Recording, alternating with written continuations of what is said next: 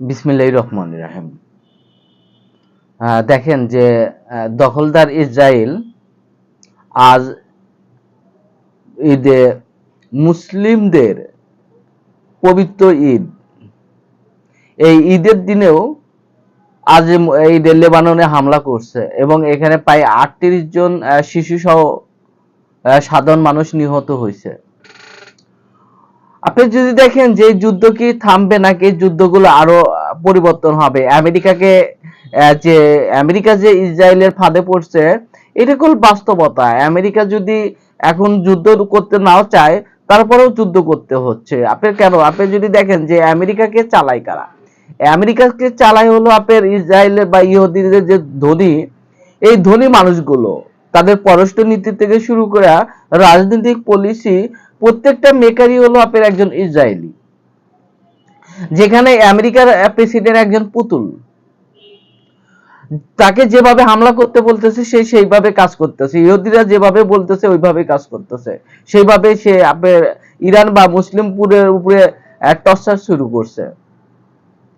অন্যদিকে যদি দেখেন যে এরদোয়ান আপনার তুরস্কর প্রেসিডেন্ট, সে বলছে যে দখলদার ইহুদিদের পতন হবে মুসলিমদের দিয়েই।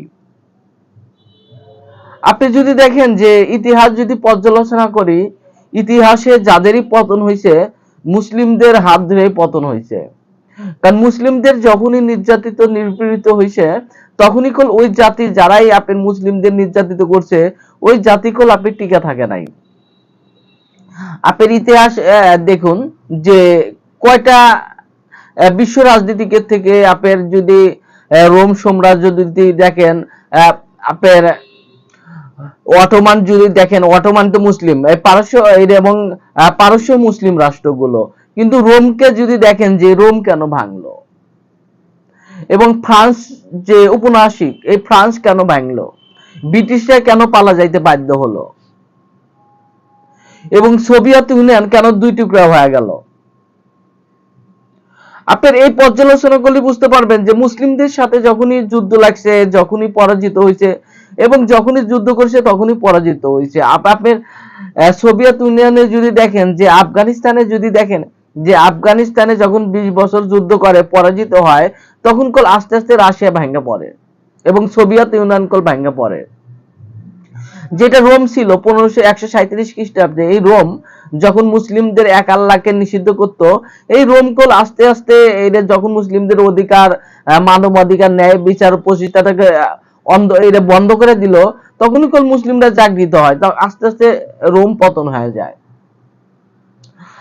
ভারতের যদি দেখেন যে টিপু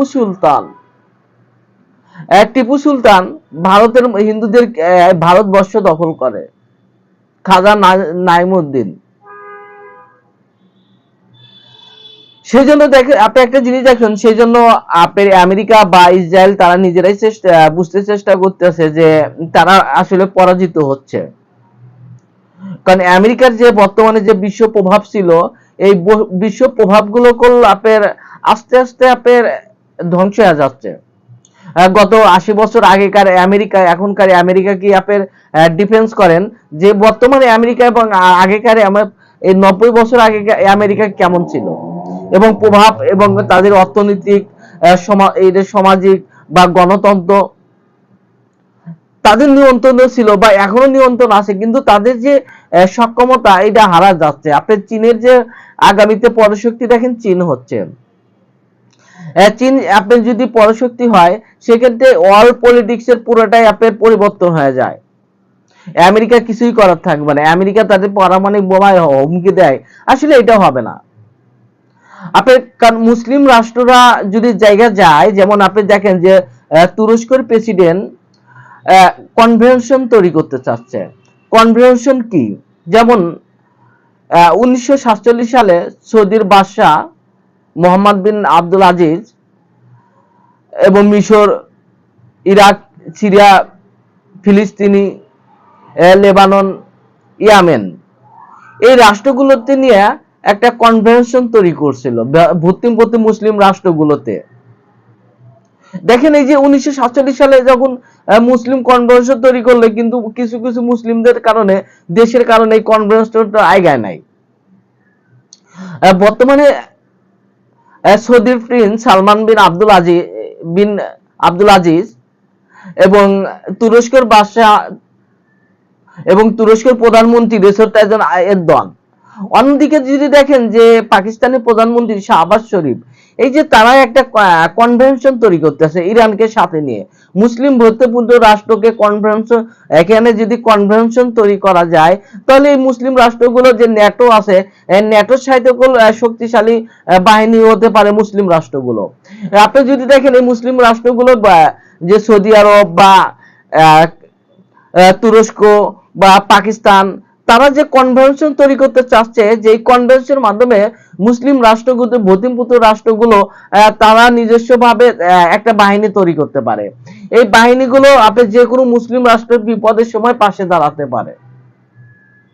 এখানে যদি তুরস্কে যদি কনভেনশন যদি মুসলিম রাষ্ট্রগুলো সাই দেয়, দেখা যায় যে আপনার ন্যাটোর চাইতে শক্তিশালী একটা বাহিনী হতে পারে মুসলিম বাহিনী, যেটা মুসলিম ব্রাহ্মণের, যেটা ইসলাম প্রতিষ্ঠিত। আপনি যদি দেখেন যে 1500 খ্রিস্টাব্দে অটোমান সুলতান তারা কোনো আপনার মুসলিম বাহিনী করার প্রচেষ্টা তৈরি করছিল।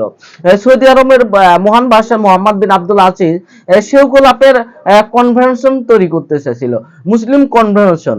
এই অন্যদিকে এখন বর্তমানে যে পাকিস্তানের প্রধানমন্ত্রী শাহবাজ শরীফ এখন কনভেনশন তৈরি করার পথে। তারা ভাবতেছে যদি এখন দেখেন যে তুরস্ক বা ইরাক, সিরিয়া, লিবিয়া, এই রাষ্ট্রগুলোকে একের পর এক ধ্বংস করা হয়েছে, কিন্তু এই মুসলিম রাষ্ট্রগুলোকে আপনার ভেদাভেদ তৈরি করছে, সুন্নি শিয়া নিয়ে একটা ভেদাভেদ তৈরি করছে।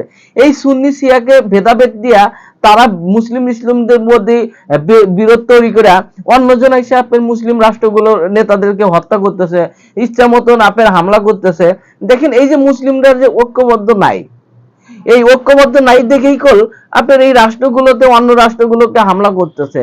আর যদি মুসলিম রাষ্ট্রগুলো ঐক্যবদ্ধ থাকে, কনভেনশন তৈরি করে, এবং দেখেন তাহলে যে কোনো রাষ্ট্র হামলা করার আগে অনেক 5 বার ভাবতে হবে। কারণ মুসলিমরা যদি আপনার ঐক্যবদ্ধ না হয়, তাহলে আপনার হামলা করবে এবং পরবর্তী অন্য রাষ্ট্রকে হামলা করবে। কারণ মুসলিমদের ঐক্যবদ্ধ এবং কনভেনশন আনা এখন সময়ের ব্যাপার।